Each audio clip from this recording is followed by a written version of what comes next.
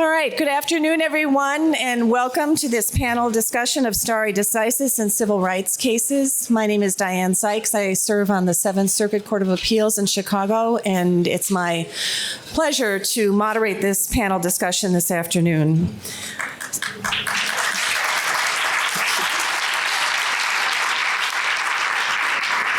Thank you. Title VII of the Civil Rights Act of 1964 makes it unlawful for an employer to discriminate against any individual because of such individual's race, color, religion, sex, or national origin. Some of the Supreme Court's interpretations of this transformational statute have been controversial. Notably, the court's 1971 decision in Griggs versus Duke Power Company, which recognized a theory of liability under Title VII for employment practices that are facially neutral, that is, they do not discriminate intentionally, but have a disparate impact on racial minorities or persons in another protected class.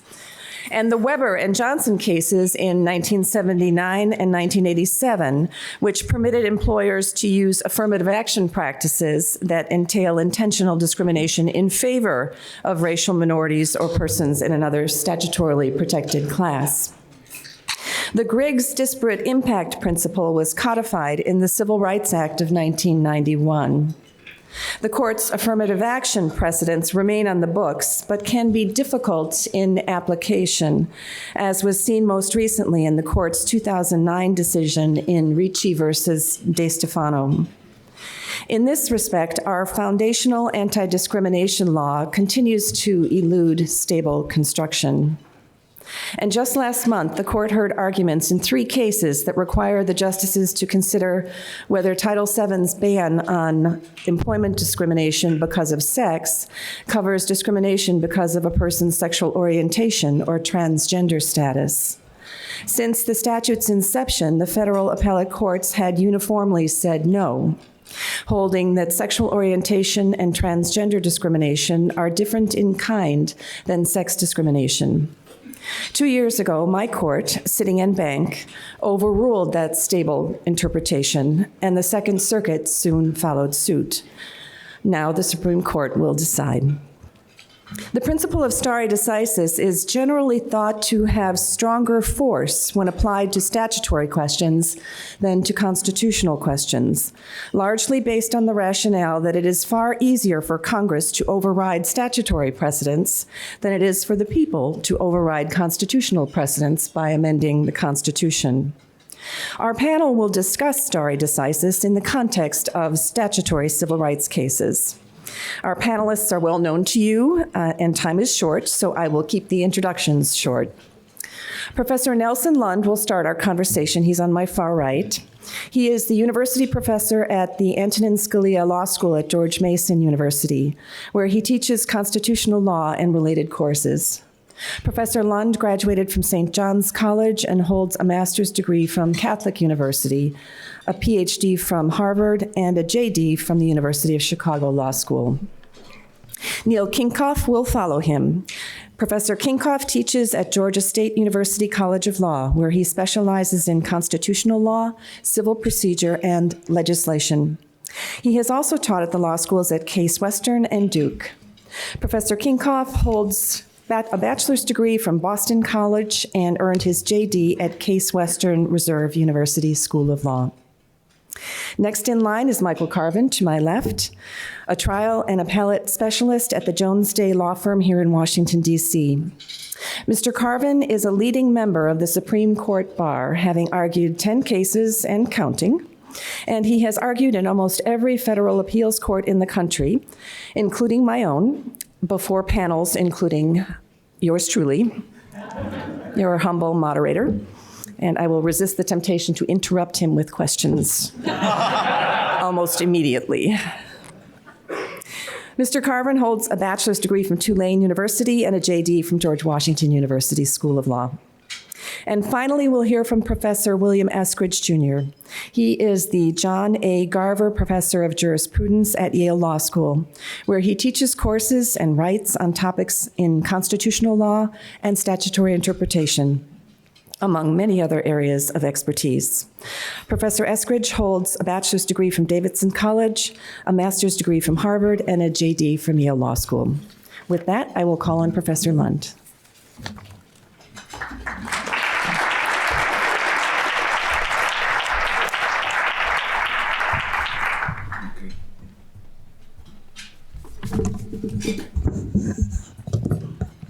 Thank you very much, Judge. It's an honor to be here.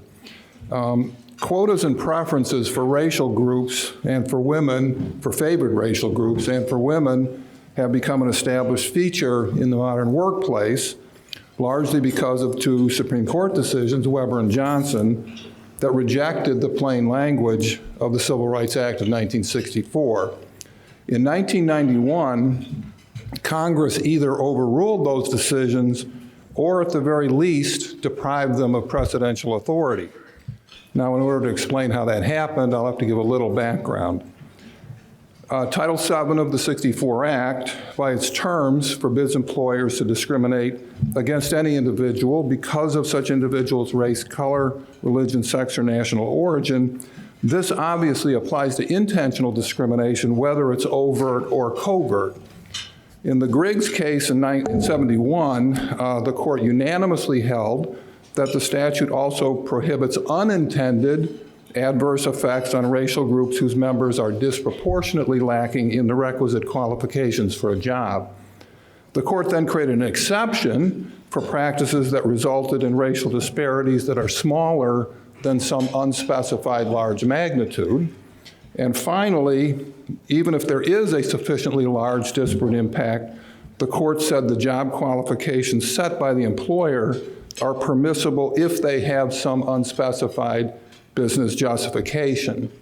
There's no hint of these exceptions in the statute, which is not surprising since there's no hint of the disparate impact rule to which they are exceptions. Nor was there any support for any of this in the legislative history. The Supreme Court just made the whole thing up. 8 years later, in Weber, the court legalized intentional discrimination.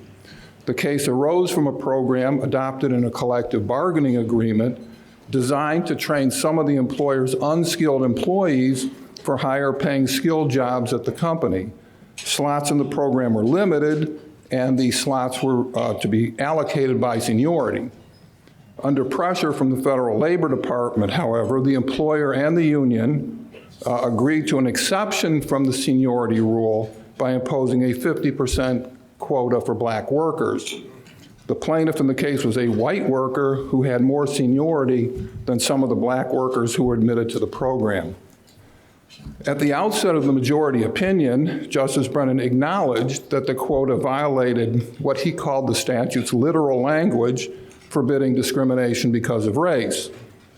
Most of his opinion was devoted to arguing that the overt racial discrimination entailed in this racial quota was consistent with what he called the spirit of the statute.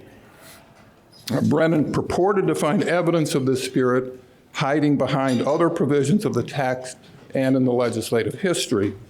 Justice Rehnquist's dissent systematically demolished every bit of this supposed evidence and proved that the court had introduced into Title VII a tolerance for the very evil that the law was intended to eradicate. 8 years later, the Johnson case gave approval to a preference given to a white woman over a more qualified man. Once again, Justice Brennan wrote the majority opinion. Weber had relied on evidence that Title VII, entirely on evidence that Title VII was meant to address what was called in the opinion and in Congress in '64, the plight of the Negro in our economy. And its holding extended only to measures aimed at eliminating racial imbalances. Unable to invoke stare decisis in Johnson, Brennan claimed that Weber should be extended beyond its holding because Congress had not overruled it. Justice Scalia's dissenting opinion skillfully refuted all of Brennan's arguments, much as Rehnquist had done in Weber.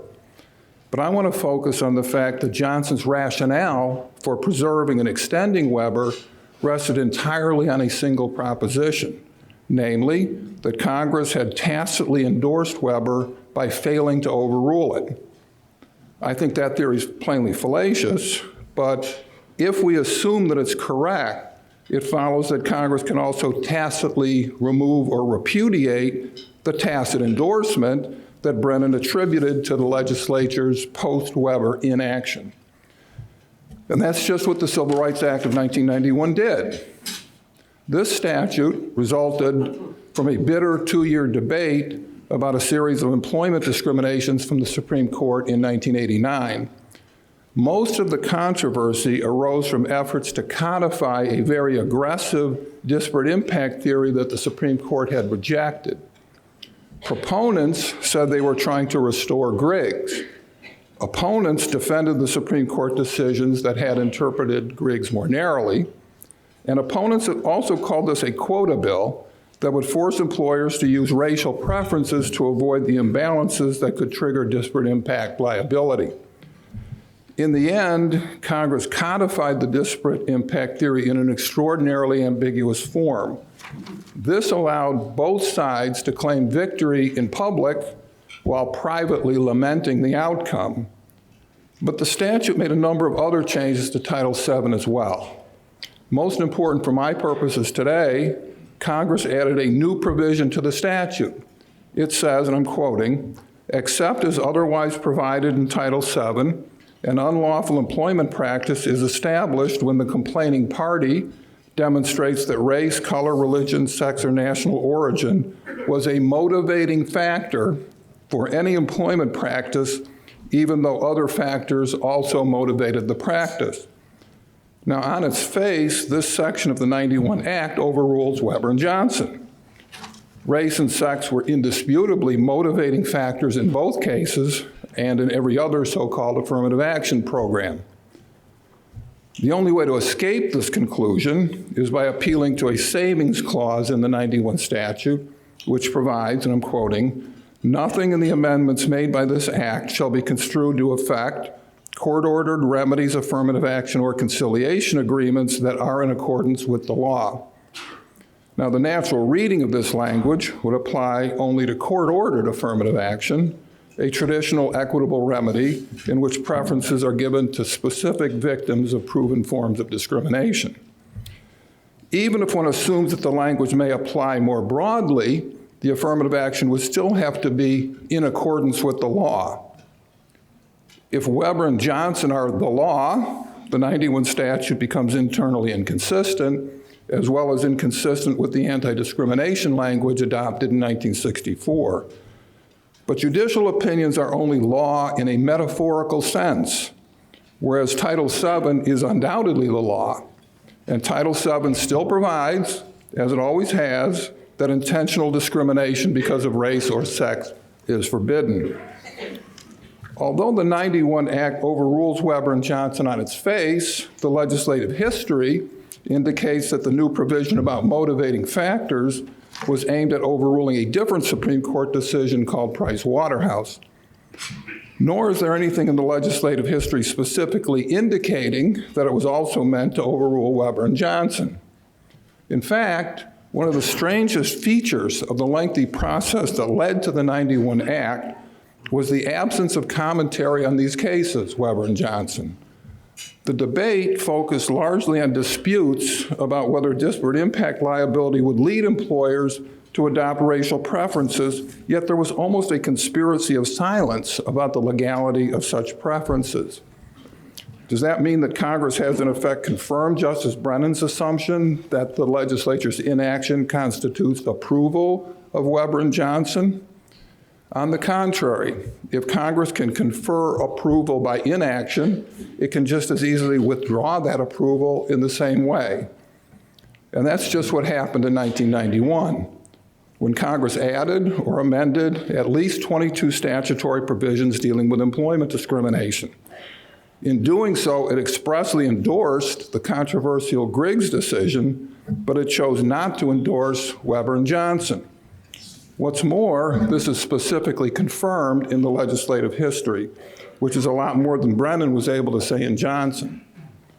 A memorandum submitted for the record by 14 senators who supported the final compromise specifically said that nothing in the new statute, including the savings clause, disapproved or approved of Weber and Johnson, and nobody in either house contradicted that statement.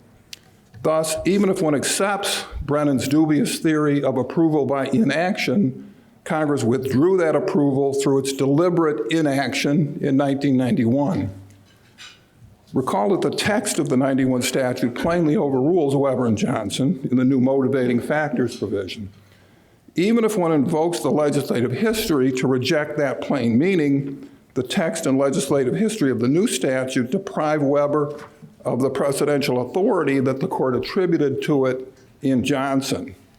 At a minimum, therefore, the 91 statute frees the courts to reconsider those decisions. And since both of them are indefensible on the merits, as Rehnquist and Scalia proved in their dissenting opinions, the courts should now overrule them both. Thank you.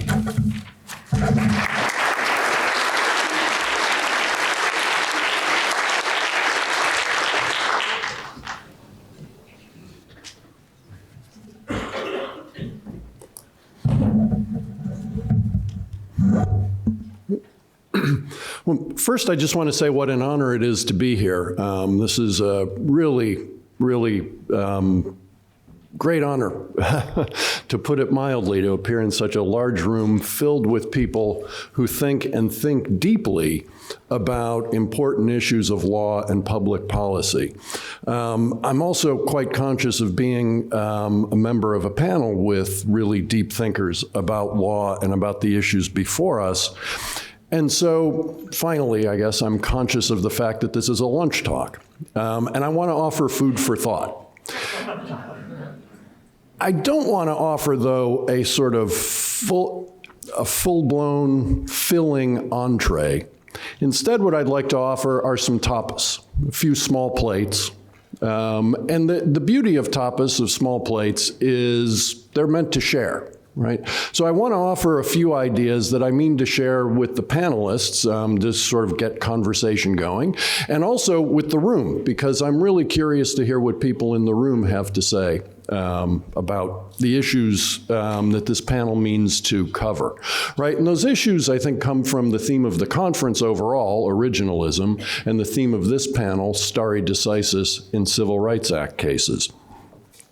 And I think a great vehicle for thinking through originalism, or as we call it in the statutory interpretation setting, textualism, is the set of cases that the Supreme Court took and heard oral argument in a few weeks ago relating to the application of Title VII and whether or not it protects, excuse me, LGBTQ people.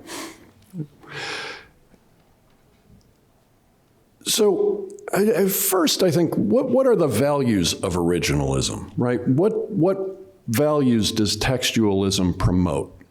So, first of all, it promotes sort of formal compliance with the Constitution, right? The Constitution says that laws must be passed through bicameralism and presentment. It's only the words, the text of the statute that go through that process, and so it's only the words that are the law, right? It is not the intentions or expectations of the drafters that are the law, it's the words of the law, right? The law is what it is, regardless of what the legislators intend. Closely related to that is a rule of law value. Right? So when statutes are understood by the sort of objective public meaning of the words, rather than by the intent of the statute drafters, that constrains law to be law, right? And we are governed by the law and not by the intentions of the lawgivers. We are therefore a government of laws and not of men. Third, textualism constrains judges, right?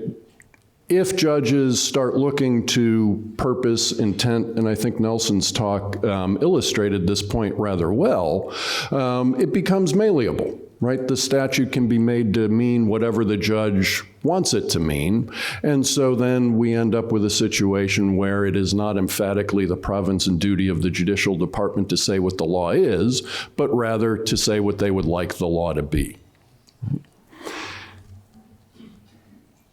I think these are all strong arguments in favor of textualism. And if we apply textualism to the Title VII case, I think the result is really rather easy. Title VII prohibits employers from discriminating because of race, color, sex, religion, or national origin. If an employer fires an employee because they marry a person of the wrong race, that is discrimination forbidden by Title VII. If an employer fires a person because they marry someone of the wrong religion, that's discrimination in violation of Title VII. If an employer fires someone because they marry someone of the wrong national origin, that's discrimination in violation of Title VII. How then can it not be that firing someone for marrying a person of the wrong sex is not discrimination forbidden by Title VII? Well, one answer that you hear is that Title VII meant to address a different evil, right? Including the word sex was meant to address the evil of sexism, not the evil of homophobia, right? But that's interpreting the law according to its purpose, right? Not a textualist basis for understanding or interpreting the statute. In that respect, the move partakes of the opinion the court issued in the great bête noire of textualists, Holy Trinity Church, where the Supreme Court interpreted labor or service of any kind not to apply to Christian ministers, right, even though they perform a labor or service of any kind, because their labor or service didn't involve the kind of evil that the statute was meant to redress. All right, first small plate. Second small plate, I want to talk a little bit about stare decisis. Stare decisis is the doctrine that courts should uphold precedents. Right? It promotes the values of stability and predictability in the law. It promotes the value of equality and that similarly situated parties are treated similarly. It promotes the constraint of judges, right? Prevents them from simply imposing their preferences or their will. And I think most importantly, it promotes the legitimacy, the institutional legitimacy of courts. As a result, courts tend to be loath to overrule precedent. And I think that's been a particularly strong value in the Rehnquist and Roberts courts. Think, for example, of the federalism case, Garcia versus San Antonio Metropolitan Transit Authority. In that case, Justice Rehnquist promised in his dissenting opinion to come back one day and overrule Garcia. But he never did, formally. Effectively, however, he did. Right? But to see how Garcia becomes not such good law anymore, you have to follow through the anti-commandeering doctrine and how it's developed in the years after Garcia. You have to follow the expansion of the understanding of state sovereign immunity far beyond what's indicated in the text of the Constitution. And you have to follow through the court's limits on the scope of Congress's power under Section 5 of the 14th Amendment, which could abrogate state sovereign immunity. But who can follow all of that? Well, certain kinds of very specialized lawyers can. But the problem is, and Garcia is but one example of what I think is a strong trend, it was on the Rehnquist court and is on the Roberts court, of instead of overruling precedents, distinguishing and limiting them to death. Right? And the problem with that approach is that it undermines transparency, right? Only very specialized lawyers can see what the court is doing. And so in this connection, I want to raise another case that the court has taken this term, and that's the Louisiana abortion case. Now, I don't know why the court took that case. I don't pretend to know the court's mind, but I do think that case is being taken at a time when it's easy to look around the country and see that many states have adopted sets of regulations that are designed to make the provision of abortion services virtually impossible, right? Death by 1,000 regulatory cuts.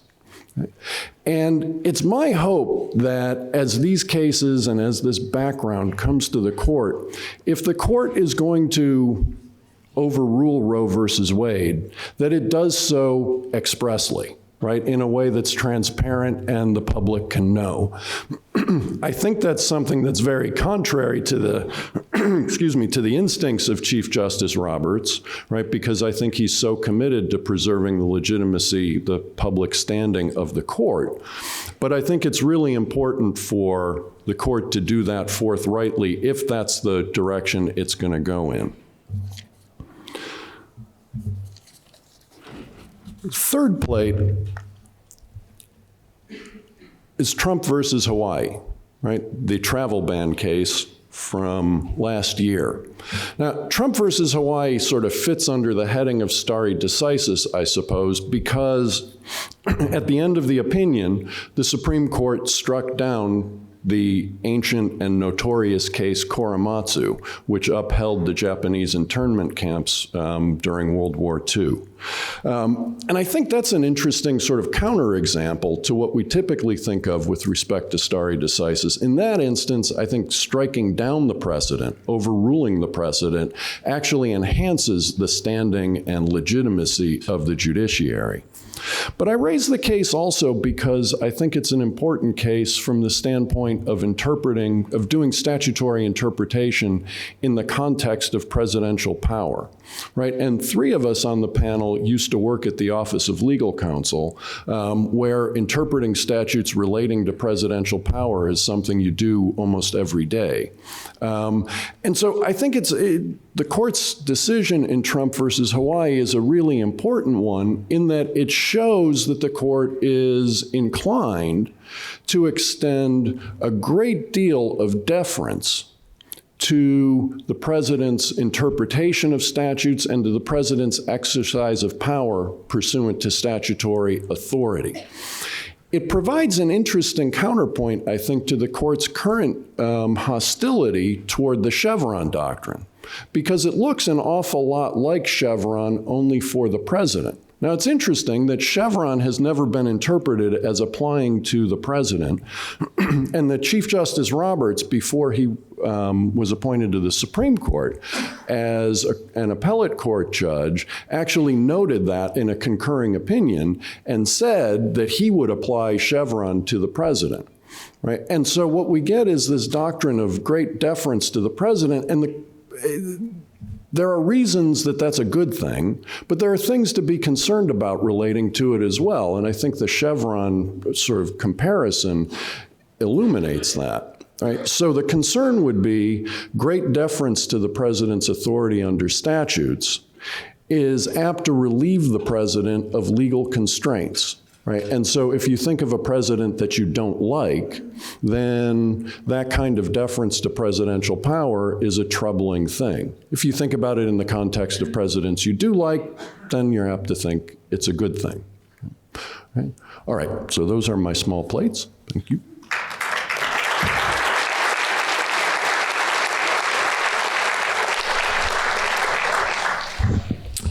Good afternoon. Also good to be here. I'd like to pick up actually on the points that have previously been made, first about Weber and Griggs, and then also about the recent cases that are involving sexual orientation being covered by Title VII.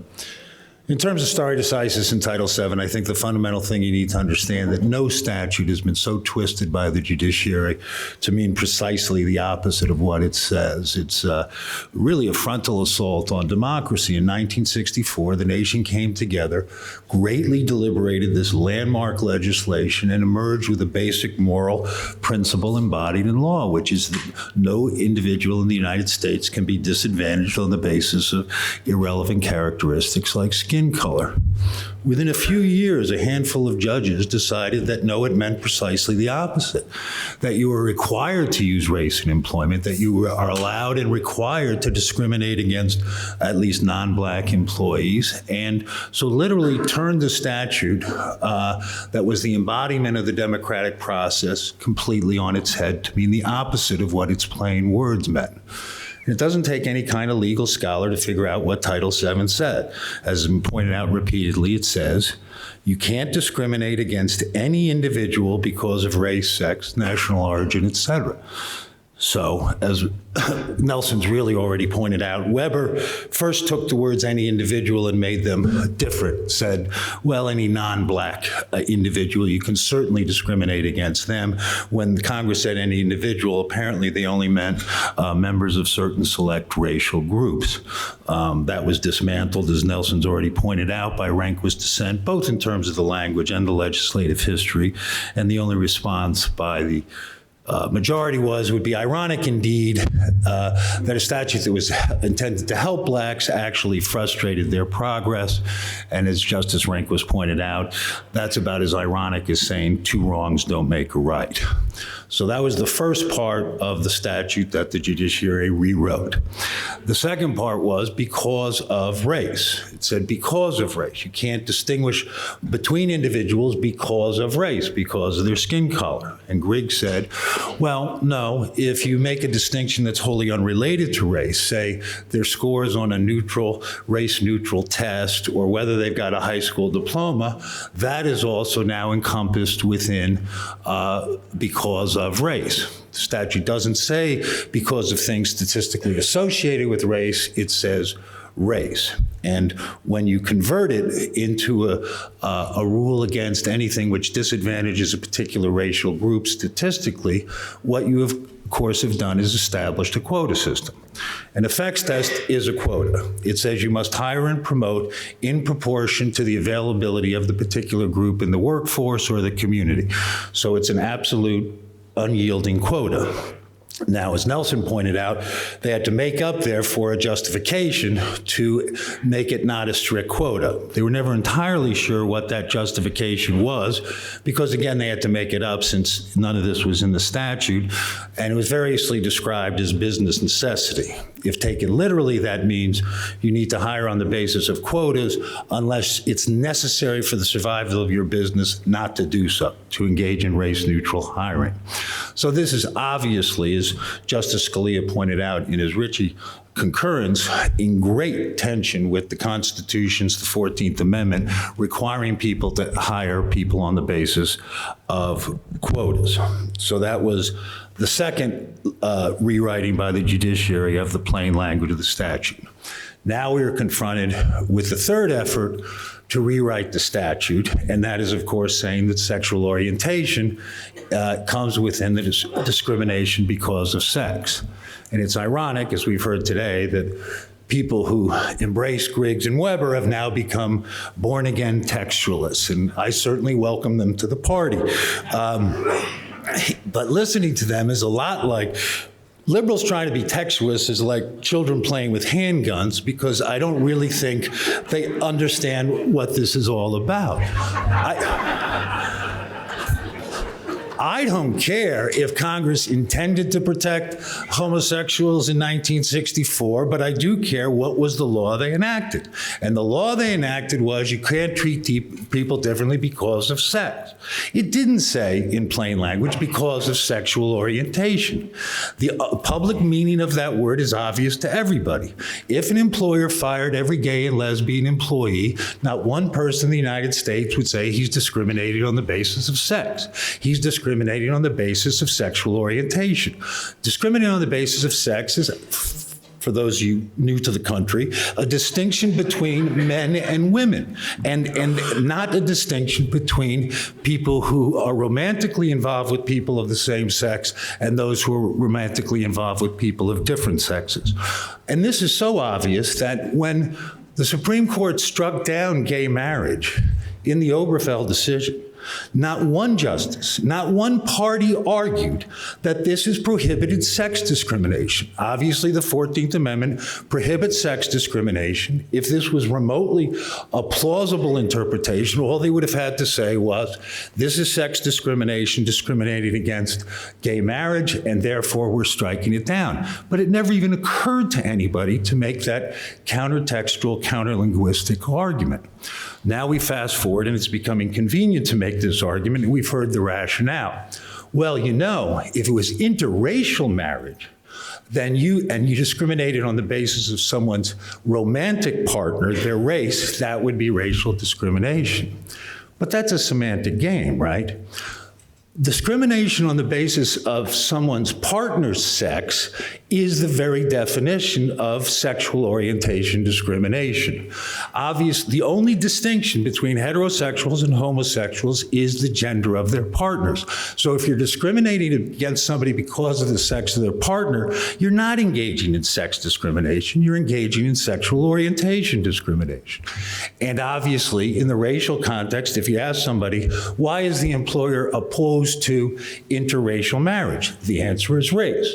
If you ask somebody, why is the employer opposed to same-sex marriage? The answer would be animus or hostility towards homosexual relationships. So this is purely wordsmithing. This has nothing to do with either the English language, much less the intent of Congress, which again is proved by the fact that for years they've been trying to amend Title VII to add sexual orientation, because that's an entirely different basis of discrimination. And there are many statutes out there which do single out sexual orientation discrimination.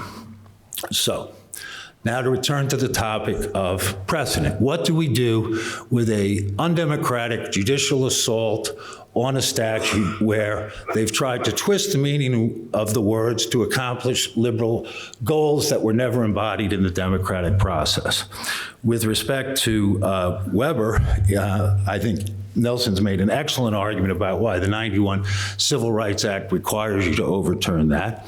I'd also point out that since we're all textualists now, since everybody on the court this term has claimed that it's the text of Title VII that governs regardless of intent, that means you have to overturn Weber, because Weber said, no, the spirit was overruling the letter. Finally, of course, Weber's entire rationale, as Nelson pointed out, was that Title VII was designed to overcome the history of segregated workforce in the United States. Well, Title VII was enacted 55 years ago. We were in our third generation of living under Title VII's regime. So we have eliminated all of these vestiges of segregation. So the rationale for continuing Weber after its goal has been accomplished vanishes. It's kind of like in the Michigan cases where the Supreme Court said we're going to end diversity in 2025 or whatever it was. It seems to me the end date for Weber has come and should be done. Griggs is a little more complicated because of the 91 Civil Rights Act. I can't bore you with this. Nelson's entirely right. Their endorsement of disparate impact was extraordinarily ambiguous. So whether or not there's any kind of life to disparate impact, I think, is a dicey question given the 91 Civil Rights Act. But there's two important points. One is the key under disparate impact is not so much whether or not you have to justify the action, it's what you need to do to justify it. And there was two decisions prior to the 91 Civil Rights Act called Watson and Ward's Cove, where they basically said if you can come up with a rational justification for your test or your hiring policy, then it's okay, which would greatly reduce the quota force of Griggs. And I think there's a very strong argument that the 91 Civil Rights Act did not overturn Watson and Ward's Cove, and that should be done. Plus which, if you don't interpret Title VII's disparate impact to allow the employer to come up with a rational justification, then it does impose this quota regime that Justice Scalia noted in Ritchie, and under the doctrine of constitutional avoidance, you need to do away with it. The decisions this term obviously have nothing to do with stare decisis, but if they're decided correctly, we won't have to confront the mischief that they've created in future years. Thank you.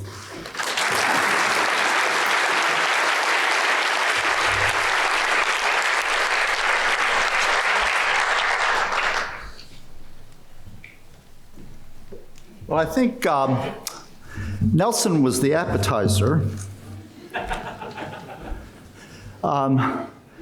Neil, I think you were the tapas. Michael, you were the meat and potatoes. Now, I don't know what that makes me. Maybe I'm the dessert, and I'd like to think a just dessert. So let me pick up on the conversation where Michael left it. Michael, I appreciate your very candid comments. I would say textualism is not for conservatives.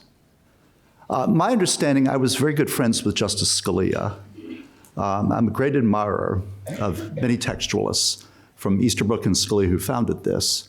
And I can assure you the Justice's view, and I'm pretty sure Frank Easterbrook's view, is that textualism is not for like one ideological group. And so you should be welcoming any kind of political or whatnot use of textualism if you think that it is the most legitimate way to approach statutory interpretation. Now, words like semantics and wordsmithing, well, that frankly is what textualism is all about. That, look, when you pass a statute, you're enacting words. Words have meaning, and the role of judges and the rest of us is to apply that meaning even to new circumstances. Before I go to the stare decisis stuff, I do want to give you a thought experiment for Title VII. And we have put at your table, at my request, a copy of the statute, fragments of it, obviously, and some precedents and some amendments to the statute. So look at the statute. It says it's unlawful for the employer to discriminate against any individual because of such an individual's sex and other characteristics. Now turn it over and you get 703M, which Nelson has quoted, but it gives it to you in a piece of paper. 706.3M says an employer is culpable of an impermissible consideration of sex, as well as race, etc., when sex is a motivating factor for any employment practice. Now consider these three hypotheticals. Employer fires X. Let's say X is a man, and the employer fires X because X is attracted and dates other men.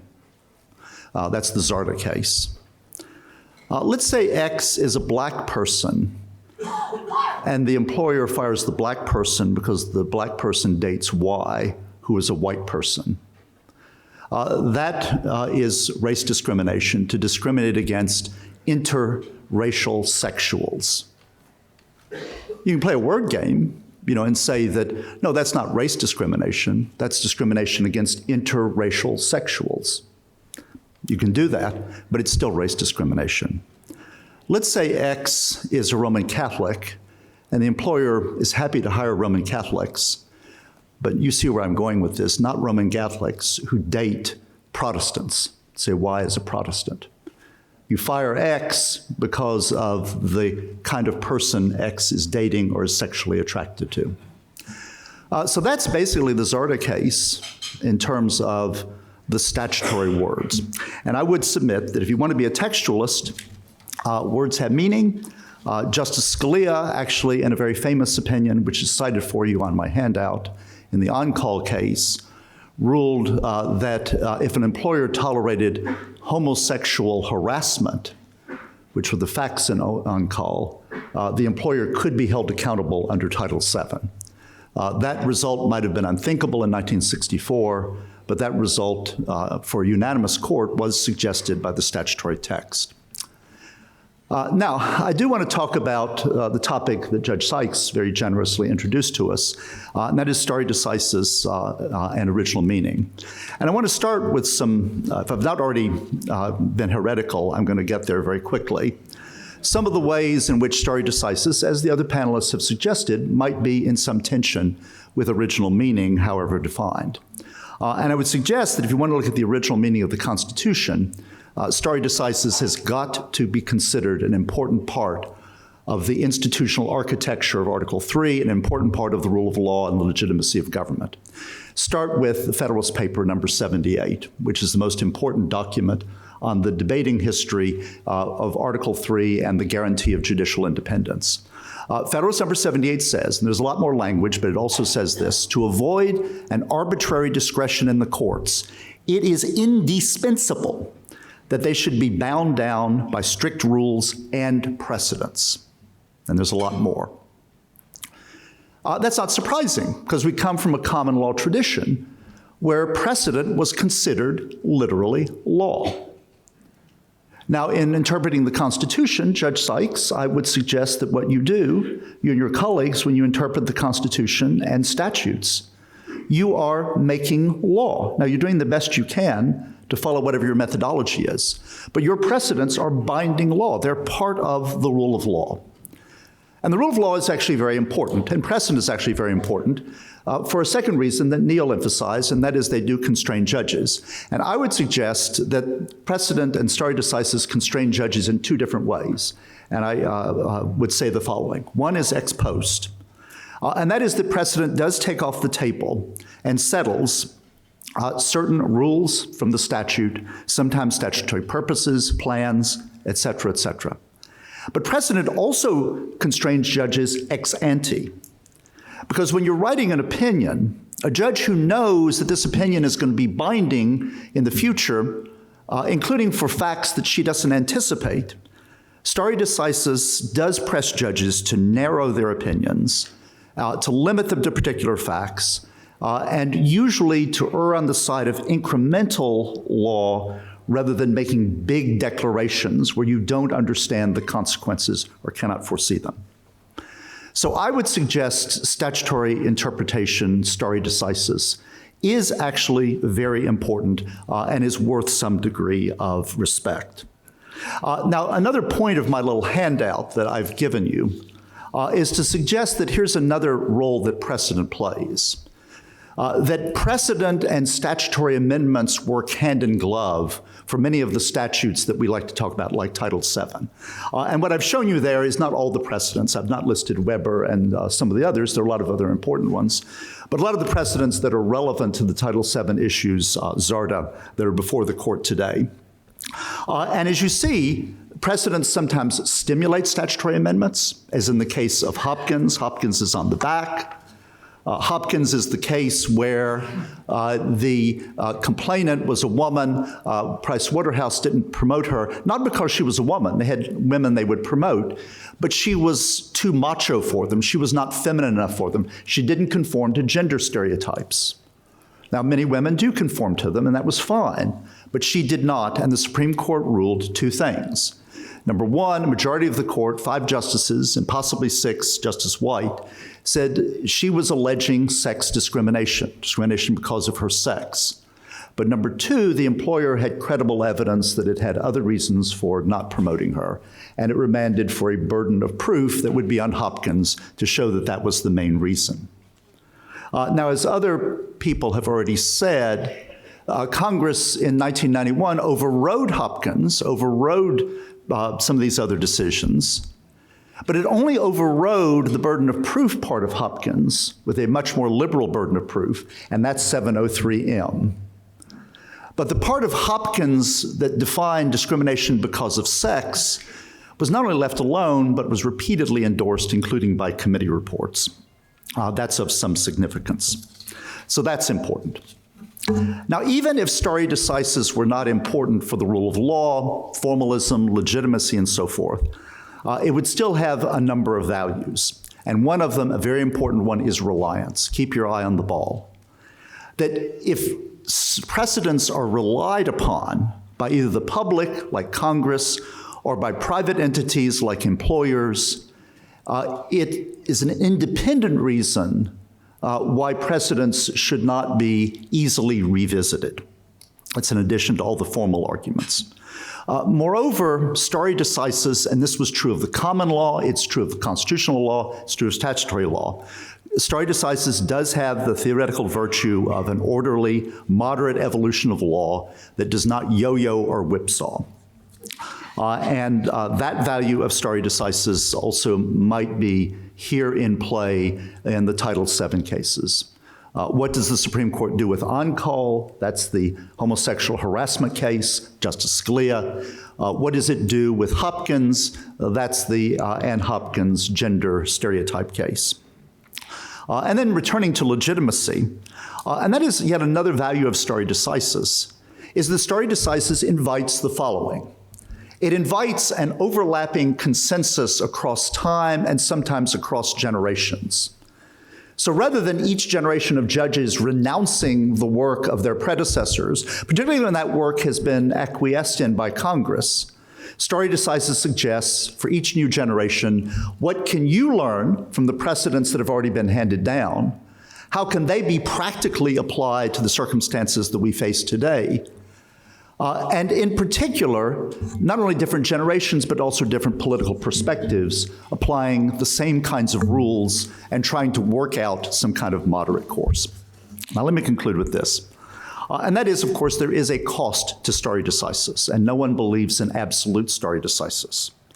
Stare decisis is particularly, as I understand it, relaxed in constitutional cases. That's Justice Brandeis's insight. And it's supposed to be rather tight in statutory cases, but there are still some overrulings. Justice Thomas, known to some of you, was at Yale a couple of weeks ago and told this anecdote. A student asked, well, Justice Thomas, what's your view about stare decisis? And he laughed and he said, well, you know, there are many cases where court could say A or it could say B, and I'm okay with that. But there's some cases where the court says Z. Okay, there you are, Nelson.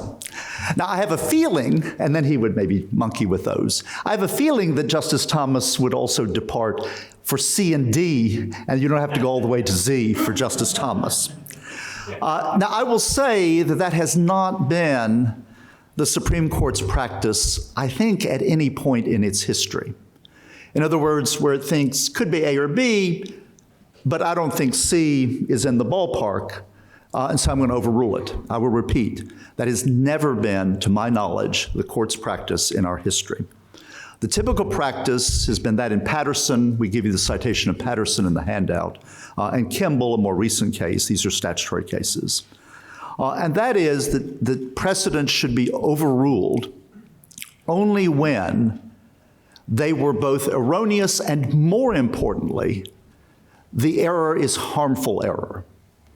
That they are out of sync today strongly with the way the law has evolved, and or they are harmful in an affirmative way to the statutory policy. And that's a test that sometimes can be met, and that's what you all are trying to do. Now, I'll finally acknowledge at the end a point that was raised, I think, by both Neil and Michael, and that's also a reality, and that is that stare decisis does not tell justices they cannot evade precedents, distinguish precedents, limit precedents, narrow precedents, expand precedents, et cetera, et cetera. And so there is always room for play with precedents. But I would recommend for you a justice who's not often mentioned anymore at the Federalist Society, and that is the second Justice Harlan. The second Justice Harlan, who's one of the great legal minds, I think, in the history of the Supreme Court, and I recommend him to the Federalist Society. The second Justice Harlan was someone who sometimes strongly disagreed with where the court was going, and sometimes persevered in his disagreement, was often right. But Justice Harlan's approach to precedent was an approach that asked, what can I now learn from the path of this court's decisions, and how can I best accommodate the law that I am now finding to my now reading of the record in this next case. And I would offer that as perhaps the final dessert. Thank you.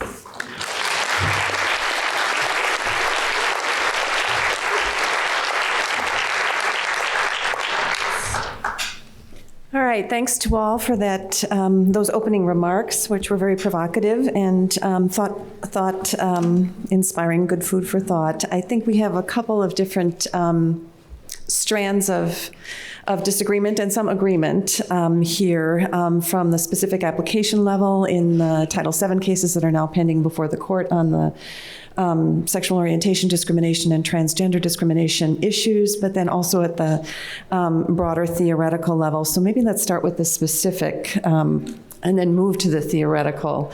The specific points of disagreement about the currently pending Title VII cases, I think, were touched on by both Neil and Mike, and of course, Professor Eskridge as well. So perhaps you'd like to respond to your fellow panelists on that specific issue, and then we'll take the broader approach to the theory of stare decisis in statutory cases. Okay.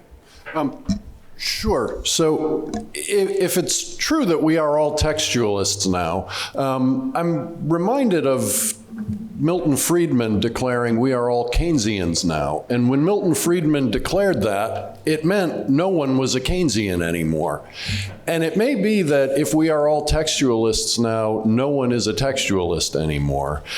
And textualism just reduces to wordplay, to games. And so I'm sensitive to Mike's point that, you know, it's a handgun that I, the child, is wielding.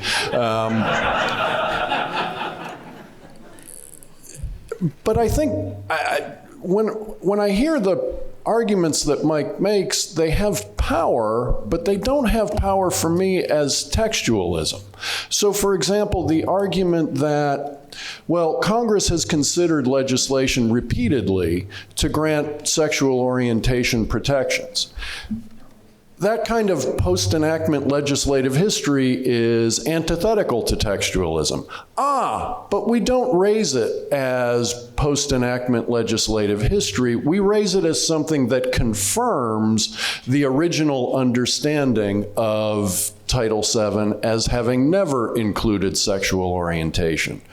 Well, you can tell the jury that that's why you're introducing the evidence and not to consider it for other purposes, but everyone who's ever tried a case to a jury knows that once you get the evidence in, it's going to play regardless of what kind of instruction the judge puts on it or what kind of limitation the instruction attempts to put on it.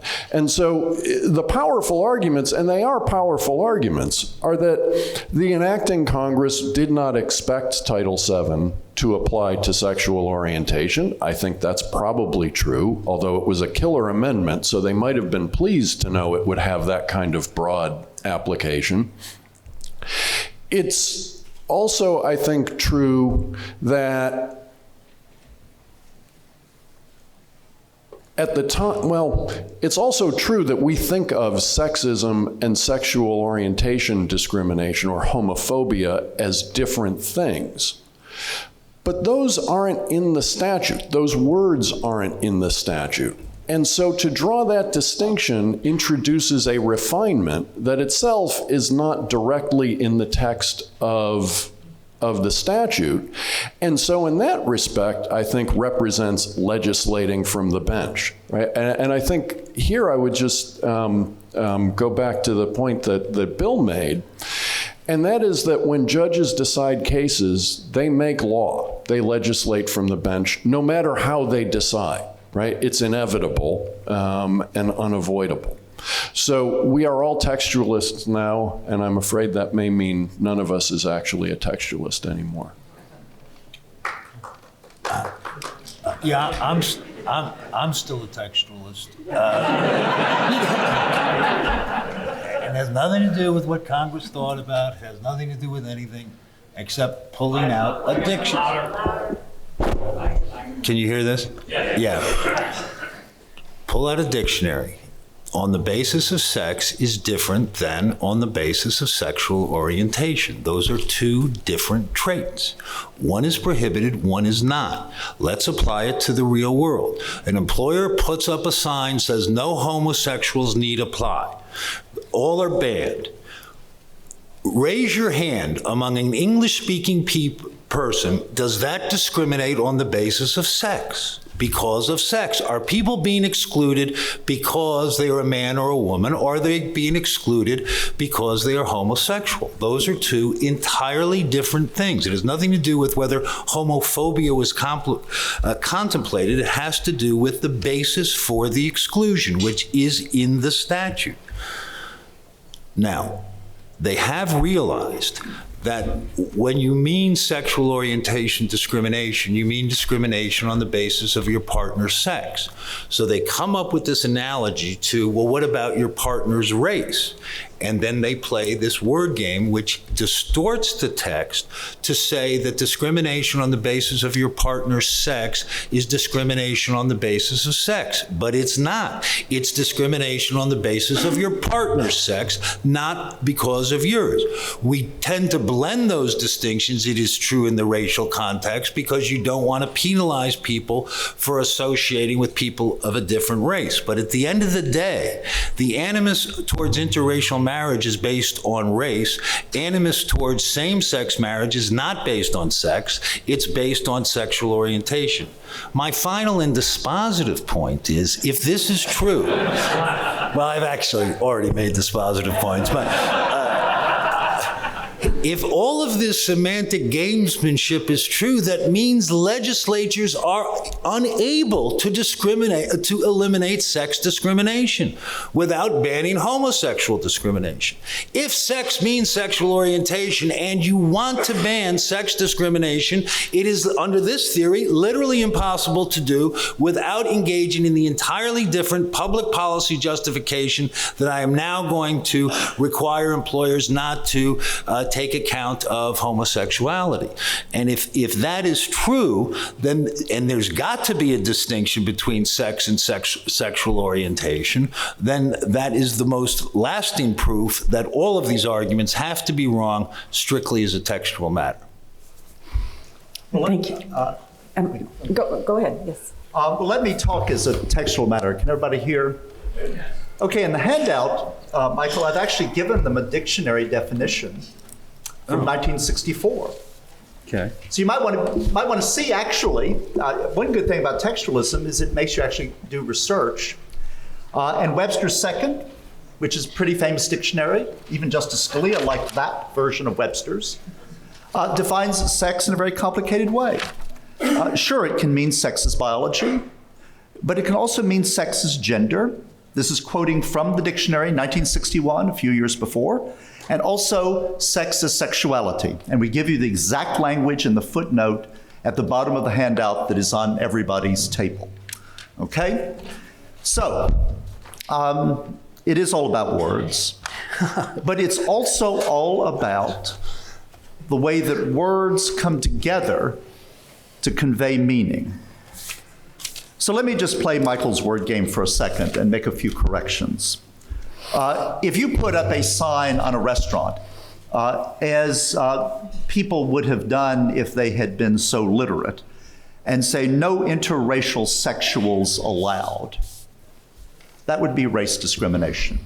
You know, even a restaurant or an employer that was willing to hire a white person, but not a white person who dated black people, that would be, you know, race discrimination. Now, Michael's, pretty much his only answer is, hey, my little hypothetical of X and Y, that was only the sex of the partner. Does everybody see how wrong that is? Okay? So if X is fired, okay, well, let me tell you. If X is fired, because X is a man who dates Y, another man, it's the sex of X, the employee. If X were a woman who dated a man, that would be great from the employer who does not like. Does everyone understand that? I don't. X is fired because X dates Y. X is a man, Y is another man. Michael says, oh, no, you're fired because Y is a man rather than a woman. You could look at it that way. But you could also look at it as he's fired because X is a man and not a woman. Because an employer would allow a woman who dates men, but not a man who dates men. In either instance, it's the sex of the romantic partner that is the basis for the adverse action. No, it's the sex. No. It's both. Okay, have you ever heard of the certs debate? Certs is a candy mint, certs is a breath mint. It's both. Okay. I think many people apply that to Altoids and not certs. But here's the other thing that's going on. Here is the other thing that's going on. And that is, look, I'm afraid Michael has gotten off on totally the wrong track. Yeah. The reason, the deep reason why the sex discrimination argument is hard for some people, but not all people, to get their minds around, is that it lacks, in their minds, symmetry. Race discrimination connects, even against interracial sexuals, connects the classification, the class that's harmed, people of color, and an ideology which we could call white supremacy. One reason why a lot of people, cutting through all of the ridiculousness, a lot of people have a problem with the sex discrimination argument is it seems to lack the symmetry of the Loving versus Virginia argument against different race relationships. And that is that the category, the classification, sex, and remember, Title VII is just a classification statute. As Neil says, it does not mention classes, just classifications. But the classification, sex, does not seem to match up as well with the category of people, gays and lesbians, or with the ideology, which sounds like homophobia. Now, the reason why that argument has more traction today is that it is widely accepted, though not universally, of course, that the discrimination against a lesbian because she's a lesbian matches up with the discrimination against a lesbian because she's a woman, because both of them impose rigid gender stereotypes on the woman. And rigid gender stereotyping, if you look at precedent, like the VMI case at the Supreme Court level, is the underlying ideology which modern sex discrimination jurisprudence is aimed against. Now, you don't all have to be persuaded by that, but I don't want you to leave this room without understanding how the semantic word arguments link up with the larger meaning arguments. All right, I know, Professor Lund, you had a point to make, but Mike Carvin's about to jump out of his skin here. So in the interest of keeping peace on the podium, let's have at it. Oh, no, I've already thoroughly refuted it. And I'm not going to... Do you want to address the loving point? But I was fascinated with this dictionary definition, which, yes, you point out. Well, dictionaries will surprise you. And you say sex has to do with sexuality, and that is true, because sometimes we use sex to mean man or woman, and sometimes we mean sex, to have sex. But what it doesn't say, remotely say, is attraction to the same sex. That's not in the dictionary definition, and that would be the basis for sexual orientation discrimination. Under this theory, if you want to play that semantic game, then anything relating to sexuality would be a prohibited basis. So you couldn't fire adulterers, promiscuous people, people who engage in sexual harassment, because that's all about sexuality. No, it's nothing to do with same-sex attraction. It's just that sex has two different meanings. May I have a legal response? Yes. Legal response. I mean, if the test is jumping out of the chair, I'll jump out of the chair and ask you to read the dictionary. I am. No, hush up. I didn't interrupt you. No, please at least be polite enough. Please, sure. So read the dictionary. What's the middle term that counsel has conveniently forgotten about? Gender.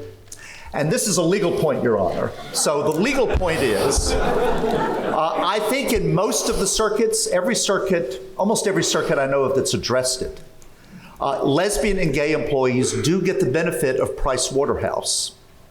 And so if they're able to show they were harassed or fired because of gender nonconformity, then they have a claim in most circuits, and not just in the Seventh Circuit that has Hively, but in some circuits that do not have a Hively or a Zarda.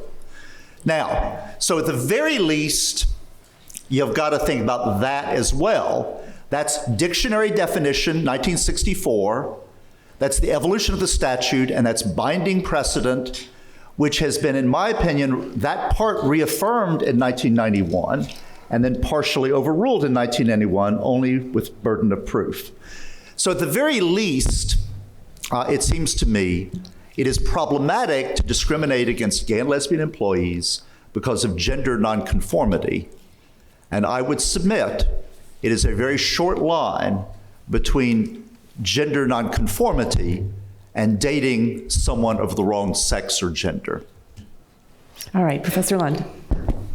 I just want, can you hear? I just wanted to add something that's in support of Mike Carvin, not surprisingly, but first I want to note that Bill Eskridge outed me as an admirer of Justice Thomas, and I just want to say that I was a Thomist before it was cool to be a Thomist.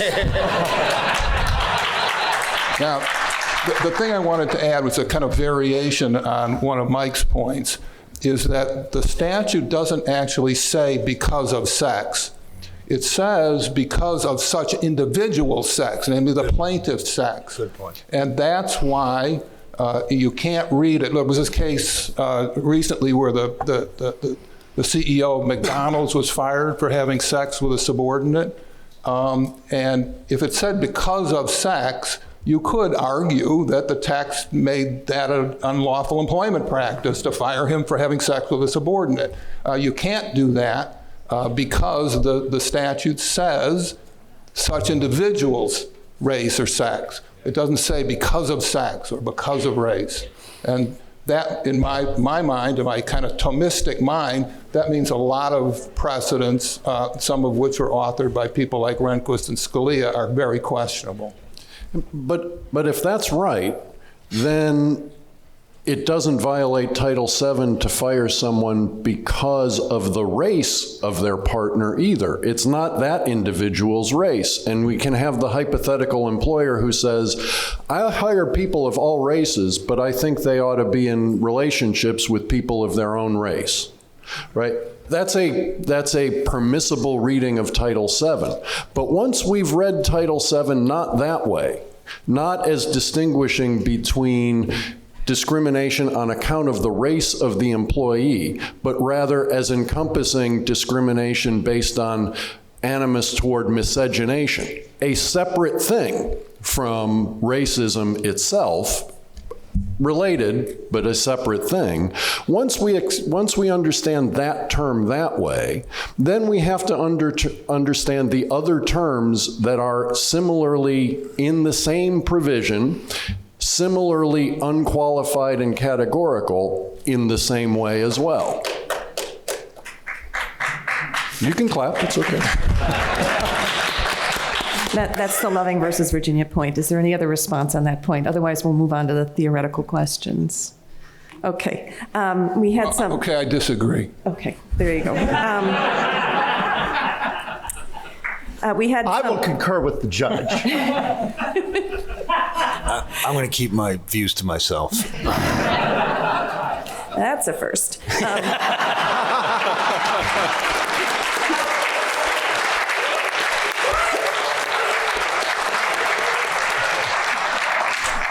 All right, we had some theoretical discussion about the validity of the principle of legislative acquisition, or acquiescence, I should say. We had some theoretical back and forth about the idea, the concept that stare decisis has stronger force, or especially strong force in statutory cases. I think there was general agreement about the background principles that animate the stare decisis doctrine. I don't think we had a lot of disagreement that it enforces rule of law values and has a constraining effect, or is supposed to have a constraining effect on the judiciary, and that it comes to us from a common law tradition. But there's different pressure points in the argument about how much weight stare decisis deserves in statutory cases versus constitutional cases. And this idea of legislative acquiescence. So are there any responses to what your panelists had to say about that? Yes. I have nothing but admiration, Nelson, for your presentation. I think Nelson has teed up the Weber-Johnson issue very nicely. I do think, and I hate to be such a harpy on this, I do think you have to read the statutes very carefully, okay? And that's not a lifeline, okay? The first thing is there is more to say on the Weber issue. The statutory, Brennan actually does rely on a statutory text and using a Scalia-esque principle, and that is that Section 703M, I've just quoted in my thing 703A1, you've relied on that as well.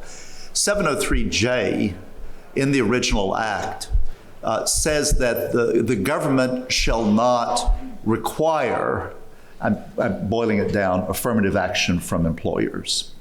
And Brennan got some juice from that because the Weber plan was a voluntary affirmative action plan and not a government required one, not court ordered, not EEOC required, that. And Brennan said the most specific provision on this issue is 703J because it actually does talk about affirmative action explicitly.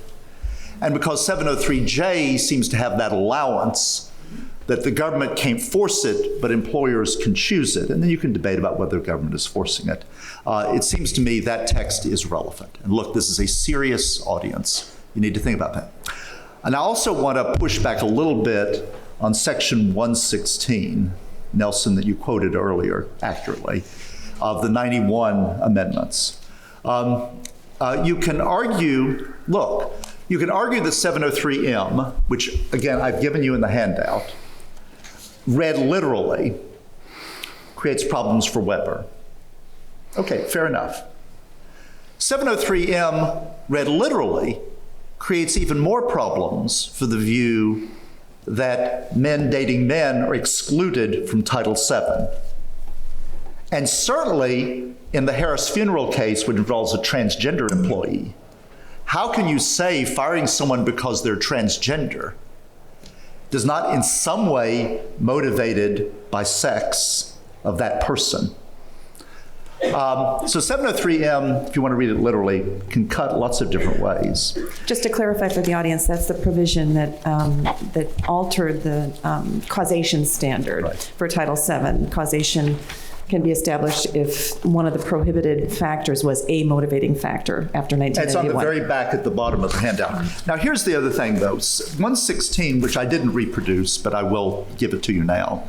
116 of the 91 statute says, quote, nothing in these amendments made by this title shall be construed to affect court-ordered remedies, affirmative action, or conciliation agreements that are in accordance with law.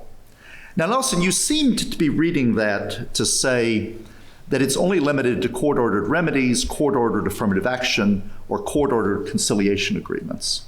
You were reading court-ordered to modify all of the different nouns. Is that right? I said that's the most natural reading. I didn't say it's the only possible reading. No, it's not the most natural one because conciliation agreements, I honestly can't name a conciliation agreement I know of that was court-ordered. Well, but I believe they are often enforced by courts. Well, but it's not court-ordered conciliation agreements. And affirmative action, remember, under Weber and Johnson, never involves, those cases anyway, court-ordered affirmative action. Weber and Johnson were in those cases, and in Ricci, I think, as well, voluntary affirmative action. Well, right, but that's why the savings clause might not apply. So the way I would not read court-ordered as a textual matter to apply to each of the three nouns. I just don't think it applies to conciliation agreements. I can't. I would say that 116 is a broad legislative acquiescence. It's an explicit textual acquiescence passed by Congress, signed by the president, in the existing, in 1991, which means Johnson, means Weber, the existing law as regards voluntary affirmative action. Not court-ordered affirmative action, but voluntary affirmative action. I'm at least suggesting that. I hope everybody understands the textual argument there, and we've not reproduced it in the handout. But you can find it in 1991 amendments. It's section 116 at the end of the statute. Yeah. Not that part of the statute. It doesn't necessarily, my point was only that it doesn't necessarily mean that. And in addition, the words affirmative action might not necessarily apply to intentional discrimination. It was often used prior to 1964 to make outreach efforts and making sure we're open and so on. So what I would rest my argument on more than what I think is the ambiguous textual language on court-ordered affirmative action is rather the phrase that are in accordance with the law. And my claim here is that Weber and Johnson are law only in a metaphorical sense, and Title VII really is law, and therefore Section 116, the savings clause, doesn't save Weber and Johnson. Well, the Congress that passed the 91 Act did consider Weber and Johnson to be statements of the law. They didn't say that in the statute. Well, I know, but they said what I just read, which is pretty close, honestly. All right, we'll continue this discussion, but those of you who have questions, if you would find one of the microphones, there are two of them in the room, I'm told. So please step up to the microphone, one of the microphones, if you have questions for the panel. Do any of you have any responses to what was just discussed about the 1991 amendments? All right, well, let's go to questions then. Yes, sir, right here. Good afternoon, John Bursch, and in full disclosure, I argued in the Supreme Court on behalf of Harris Funeral Homes, one of the trio of Title VII cases. Thank you. So I have a thought experiment for Professor Eskridge with respect to Harris. But first, three important clarifications I want to make about the sheet so that no one leaves the room with a misunderstanding about Title VII and its precedent. First, with respect to the dictionary in 1964, gender and sex were synonymous back then. That's why famously on the Basis of Sex movie, Justice Ginsburg changed the reference to sex everywhere in her brief to gender because they meant exactly the same thing. So how some people conceptualize gender today as being malleable, easily changed, and not tied to biology was not what the dictionary was referring to in 1964. Second, in Price Waterhouse, the company absolutely was discriminating on the basis of sex. It wasn't that women generally were able to get promotion to partnership and macho women were not. In fact, of the partners the associates who were up for partnership that year, class of '88, she was the only woman. And what the Supreme Court actually said in that case was not that macho women have a claim for sex discrimination, but that you can use sex stereotyping to prove sex discrimination, which they defined as treating one sex worse than the other because of sex. That's a very different understanding of that case. Finally, in on-call, the context of that same-sex harassment is important. Justice Scalia emphasized that the supervisor, who was a male, was gay.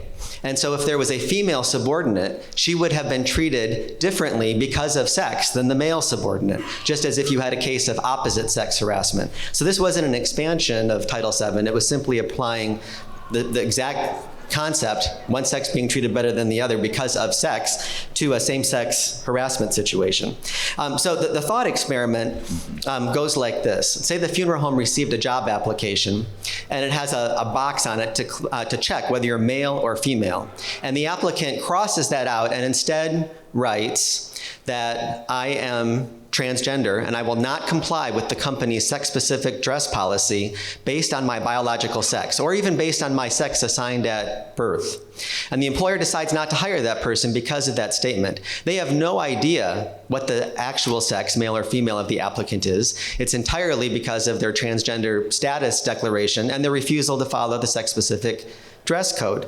So in that instance, where the employer doesn't even know the sex of the employee, how can you say that's sex discrimination in the way that we would have understood that in 1964? I would note that when Pam Carlin in the Zarda case was asked a very similar question by Justice Alito, if the employer didn't know the sex of an employee but discriminated against them based on orientation, she said that would not be a Title VII violation.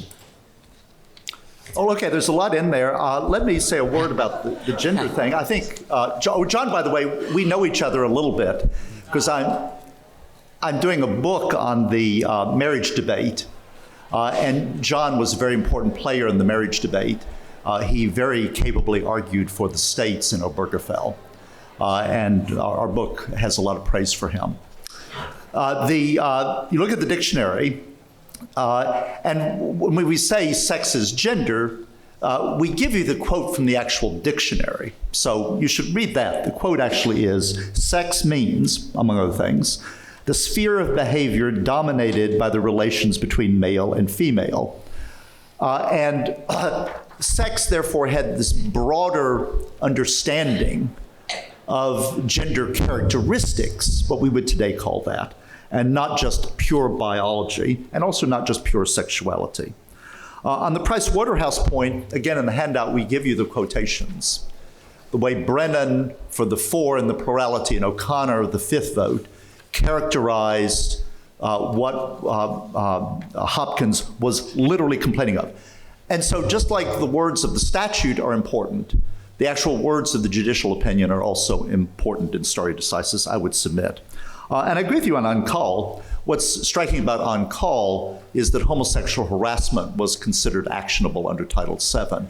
And I agree with my good friend John that, yes, the Scalia opinion, I would go further than you did. You were not quite far enough. That the Scalia opinion then remanded it to the lower courts to determine whether or not the discrimination against Mr. On-Call had been because of sex. So he actually left that question unanswered. Now, in your thought experiment, my doctrinal answer to that, and I'm just a law professor, my doctrinal answer to that would unfortunately have to be, let's read the text of the statute.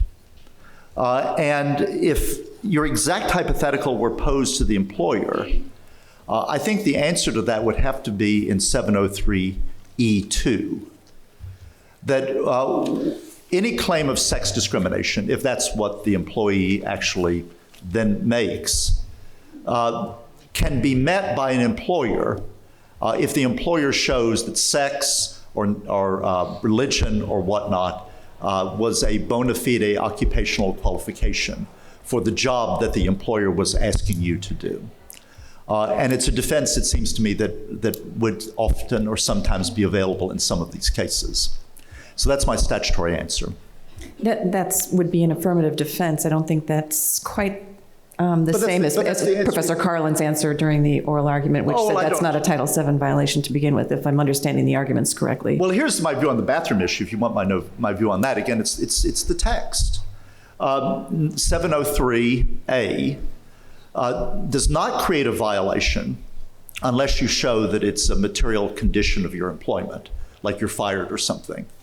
And so on the bathroom issue, under Title VII, as I read the text, employers have a lot of discretion in determining how they figure out the bathroom issue. I think what they would have to do is, if all other employees have access to bathrooms, they would have to have a bathroom access somehow to transgender employees, as well as other kinds of employees. So they could fire a man for going into the women's bathroom? Yes? Sometimes. All right, let's go to the back microphone. Thank you, Your Honor. John Vecchione, cause of action. I think part of the textualist of analyzing the text is analyzing what they were doing when they made sex discrimination and put sex in there. And this entire effort, we've lived under this for so long, but usually there was a regime of liberty. You could hire and fire for any reason or no reason at all. And all of these, I think one of the panelists called it was a killing amendment. It was supposed to be about race, and then Congressman Smith put in all these words because he thought, this is ridiculous, no one will go for that. But the time had come to get rid of race discrimination, so they just all voted it up. And my point in all this is, as a textual matter, since they're taking away liberty, shouldn't the textual interpretation be more strictly construed? In other words, if Congress is going to take away a liberty that you always had, you should know that it's doing it, and they should know that it's doing it. And this whole debate shows that just because we don't know this was happening, the tie should go to liberty, meaning that it is not sexual orientation discrimination because there was a regime of liberty, and when you're going to take that liberty away, it's strictly construed. All right, who'd like to take that one? Sure. So I think that's not a textualist argument, right? That's an argument for construing the text in a way that advances a substantive value preference, right? And so you're proposing a canon of statutory interpretation that may be laudable, but it is not sort of a neutral, objective understanding of the text. It's sort of like the avoidance canon, right? Avoid infringing liberty. And so in that respect, I think it's just not a textualist argument. So it's a substantive canon, it's not a linguistic canon. Right. Okay, all right. I'm sorry, did you have something to add? I agree with what Neil has said. John Vecchione was a student of mine at Georgetown, so he's clearly picked up a lot of good statutory learning. But I agree with Neil that he didn't learn textualism well enough from me. But also the statute itself, in the 91 amendments, for example, the statute itself does have statements of purpose. The 78 amendment, which we give you in the handout, sets forth this proposition that pregnant workers, but I think it's more generalizable, but they do put it in the text, should have opportunities based only upon their ability or inability to work. Title VII, though limited to the categories, the classifications, is a statute about your ability to have a job and keep it should be based upon your ability or inability to work as their baseline. Now, again, limited by the classifications, admittedly. So I would also add that. All right. I would maybe Sure. one slight counterpoint to that, which is it's true that the 91 Act has a statements of purpose. They are as exquisitely ambiguous as so many of the other important provisions in the statute are. And let me add one other possible way to defend the kind of presumption of liberty that the questioner wants to invoke, which is by noting that the constitutional basis for Title VII in the Commerce Clause is pretty dubious on its own, and so that might in some way provide a rationale for being careful about construing Title VII with unnecessary breadth. I'd like to make a legal correction. Sure. And that is, if I may invoke Judge Bork in these halls. Title VII was amended in 1972 to expand, including the sex discrimination provisions, to state, local, and federal employees. As you know, Congress cannot do that under the Commerce Clause, at least to state and local. Judge Bork, when he was Solicitor General, right after he'd been a Yale law professor, argued to the U.S. Supreme Court in a sex discrimination case, Fitzpatrick versus Bitzer, that the expansion to sex discrimination was constitutionally supported by the 14th Amendment. And I believe in an opinion by Justice Rehnquist, the Supreme Court unanimously agreed. So I would slightly amend that the Title VII rests upon both 14th Amendment and Commerce Clause foundations. All right, next question. Given that we are all textualists now, how useful or how much stare decisis or precedential values are the cases that previous to the 1990s that did not engage in a lot of textualism in interpreting current cases before the court, especially when the parties are making heavy textualist arguments? Yeah, it's an interesting question. I mean, we haven't talked about another provision, civil rights provision, which is the Voting Rights Act, where there's all kinds of case law that's completely divorced from the text.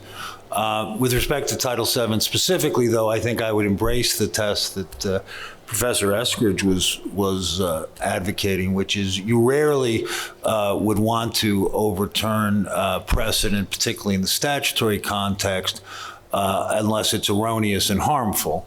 And Weber and Griggs are not only extraordinarily erroneous, they're extraordinarily harmful. It's not as if they expanded the statute beyond what Congress really contemplated. They completely made north-south and took a statute, as Justice Scalia has pointed out, into a powerful engine of discrimination for what was supposed to be an anti-discrimination principle. So whether you're looking at the second Justice Harlan or anybody else, there's really no standard of overturning prior precedent that would not condemn both Weber and Griggs. All right, back microphone.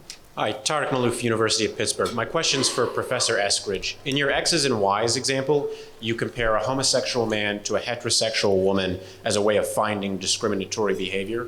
Why do you think that's a more appropriate comparison than comparing a homosexual man to a homosexual woman? And how is it not, as Judge Sykes wrote in the Hively dissent, loading the dice by changing two traits at once? Well, the answer to that's pretty simple. You could make the same argument for the interracial sexuals. And indeed, wait a minute, the Supreme Court, actually, that was the law of the land for about 100 years. The Supreme Court in Pace versus Alabama confronted an interracial sexual prohibition as criminal law in that case. And it was claimed to be a race discrimination in violation of the newly enacted 14th Amendment. The Supreme Court said, no, this is not a race discrimination because black people are treated the same as white people. And the appropriate comparison, would be that.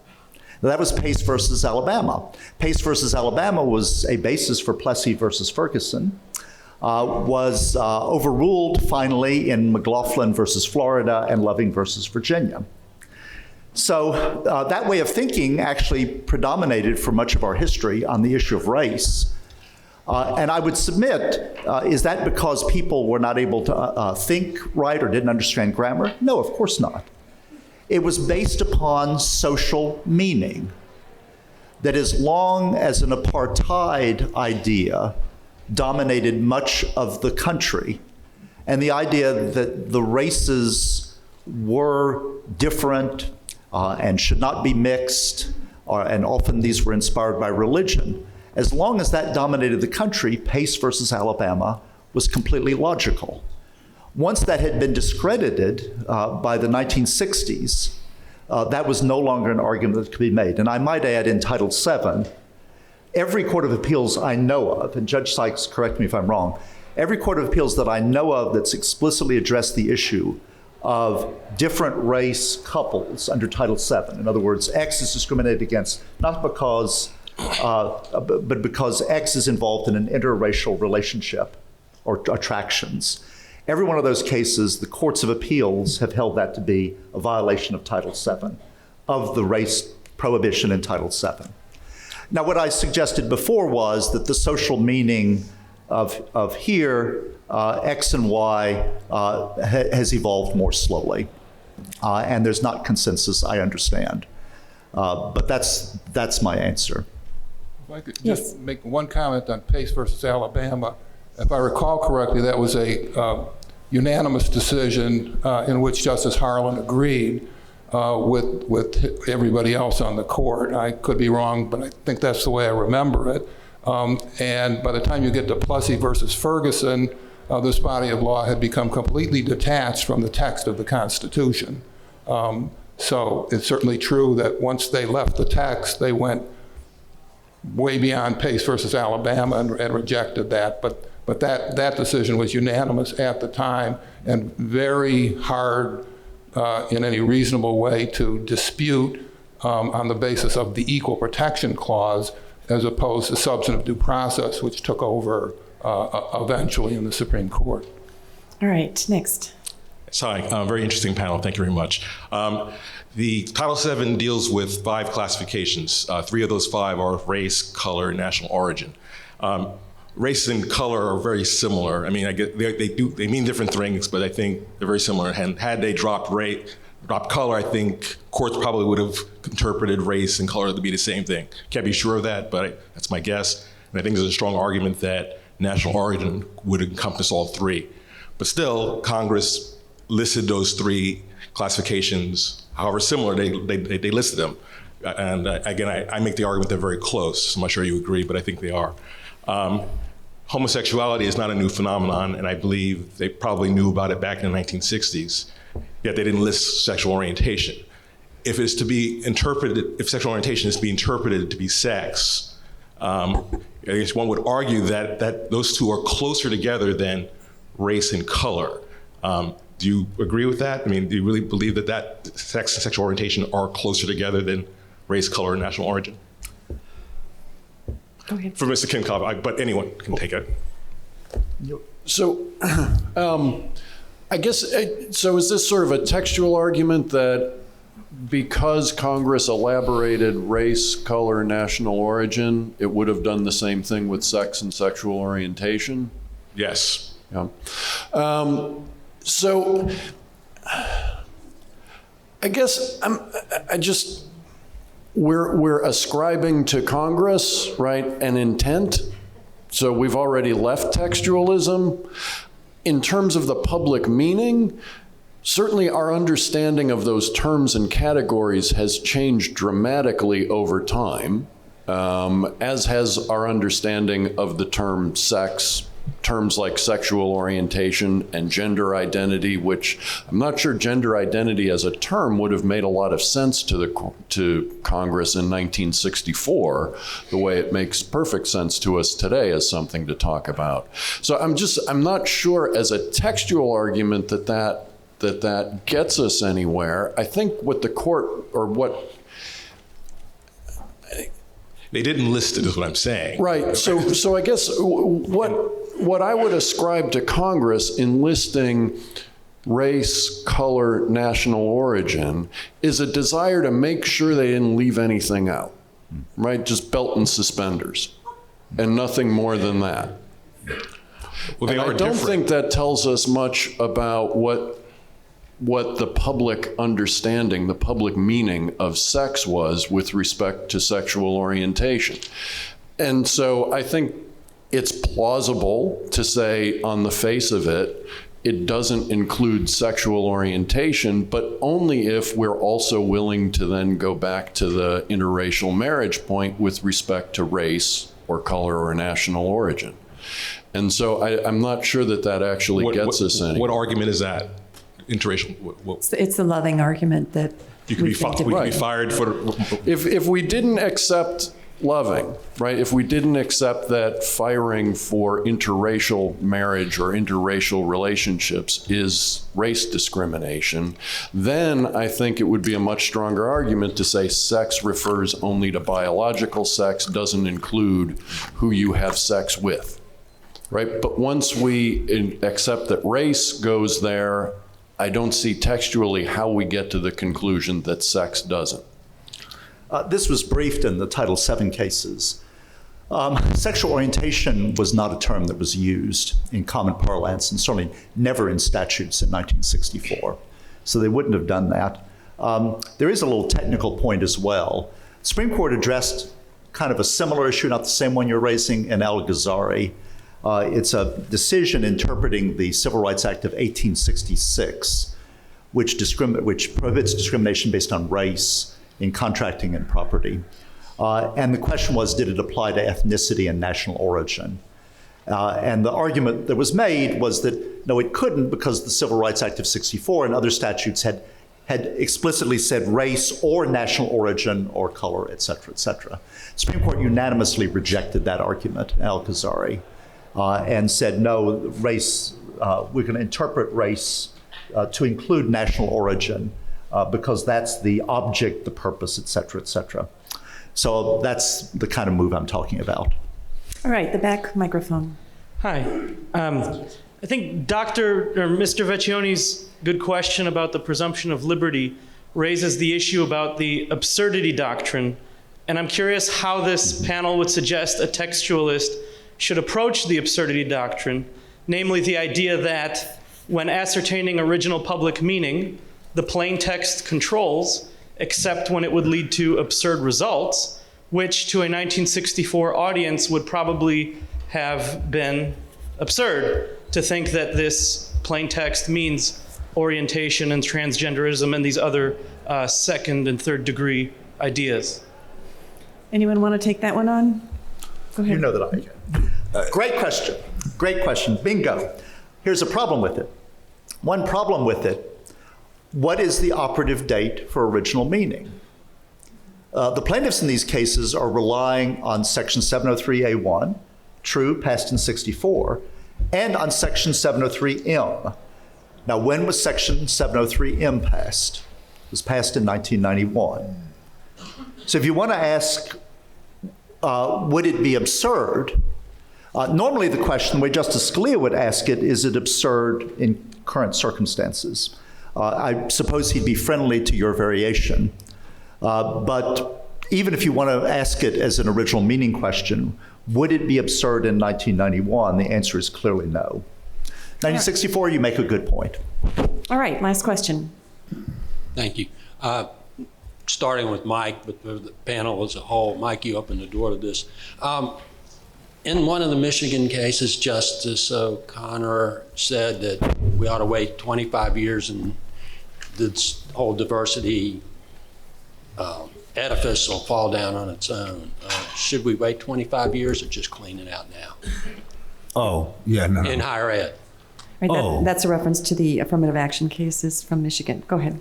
Right. No. I mean, it's really bizarre, right? The Michigan cases were bad enough. The Texas case was absurd. I mean, they basically claimed they were applying strict scrutiny, but allowing a bunch of, unsupported slogans about the benefits of diversity to perpetuate a racially discriminatory regime.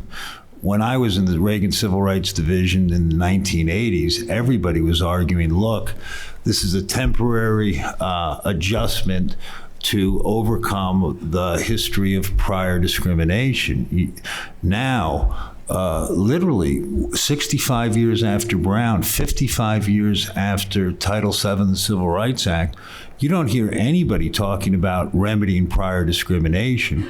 It's just a desire for racial balance for its own sake that is ageless in its reach in the past and will continue with us forever. So in 2019, we are talking about perpetuating a regime that divvies us up on the basis of the most irrelevant characteristics, and if that historically divided us, then it is clearly unconstitutional under the Equal Protection Clause, with no justification, and having abandoned the prior justification of this is a temporary adjustment. I'm quite hopeful that the Supreme Court talk about precedent will very rapidly, hopefully in the Harvard case or one of the others, and they really don't have to overturn precedent. They can say, okay, we're applying strict scrutiny, but now we're really applying strict scrutiny, and there's no college preference regime in the country that could possibly survive. So yeah, I think we need to do it now and quite emphatically. All right, we are out of time. Please join me in thanking the panel. Thank you very much. That's good. Thank you.